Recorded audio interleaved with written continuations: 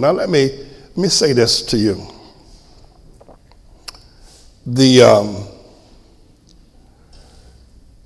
Your only prospect for many of you for succeeding in a financial way is through the way that God has laid out. And God has laid out the tithe and the offering. God has laid out 10% of your income is required, given to him every time you get an increase. 10% belongs to him. And he says if you do that and you keep the 90%, but yet he will open up the windows of heaven and pour you out a blessing, because when you do that, you put meat in his house, that the house itself might be able to function. And so, notwithstanding anything else you may do, but the tithe and the offering, and then of course the first fruit offering is we do well. I think Angela Kane, down in South Carolina, said the other day that the ATLAH Church is a wealthy church. Well, we do well, but we do well because we follow the word of God. Amen. Yes, sir. That's the tithe and the offering. And I walked into this church in July or June of 1978.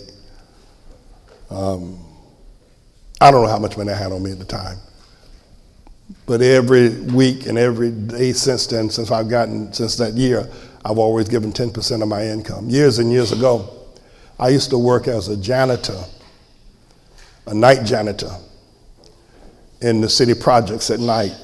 Brownsville in East New York is some of the most dangerous real estate in all of New York City, Brownsville. And the city projects out there, I forget the name of those houses out there by Livonia Avenue. And my job was to go into the city projects at night, into those health stations, and clean the health stations. Some of y'all who live in the city projects, you ever lived in, to know just getting on the elevator at night is a risky thing. But me being out there at night by myself, my job was to clean the toilets. And sometimes people have diarrhea and they'd splatter all over the toilet and they didn't flush or whatever it was. My job was to clean it, make it shine, make it smell good, make the whole toilet smell good. And I did that every night.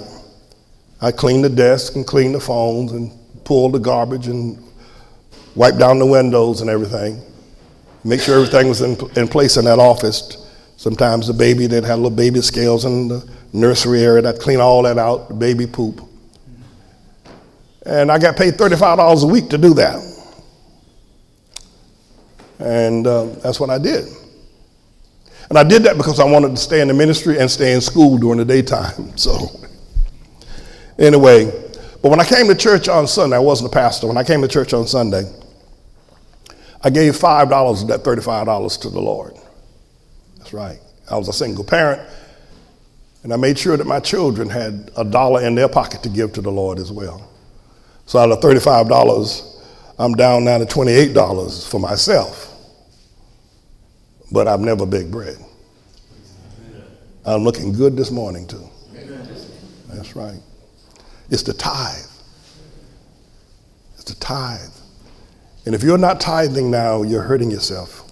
Or you can connive and plan and, try to get some money here and there, and maybe you get $1 or $2, but you ain't seen nothing like what the tithe can do for you. Give 10% to the Lord. Never fail. Never give 10% to the Lord before you give your light bill or your cell phone bill.